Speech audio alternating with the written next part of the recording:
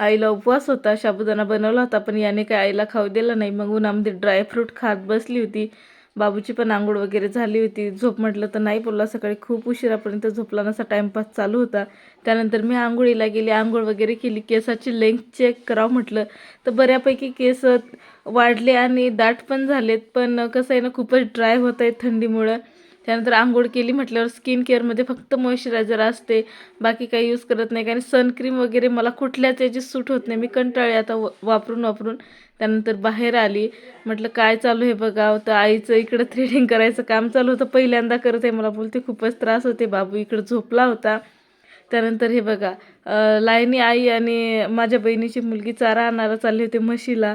आणि इकडं आईचं संपलं ना, काही आली दुसरी बहिणाबाई, लगेच थ्रेडिंगला नंबर लावला. त्यानंतर संध्याकाळ झाली होती, सायंकाळ.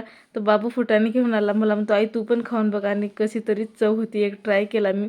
त्यानंतर घरामध्ये आली, पालकच्या वडीचं जे बॅटर होतं मी बनवून ठेवलं होतं, आता वाफायला ठेवायचं होतं.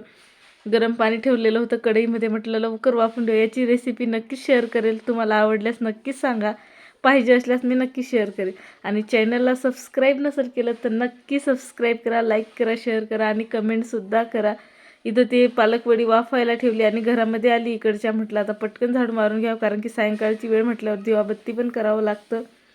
आणि मस्त इथं किती पण झाडलं ना, तो धुरडा एवढा येतो ना रोडवरती, घर असल्यामुळे खूपच. मग झाडू वगैरे मारायला घेतला. तिकडच्या घरामध्ये बहिणाबाई म्हणे मी मारून घेतो, तू इकडचं कर. चला मग आजच्यासाठी एवढंच, भेटूया पुढच्या ब्लॉगमध्ये, तोपर्यंत बाय.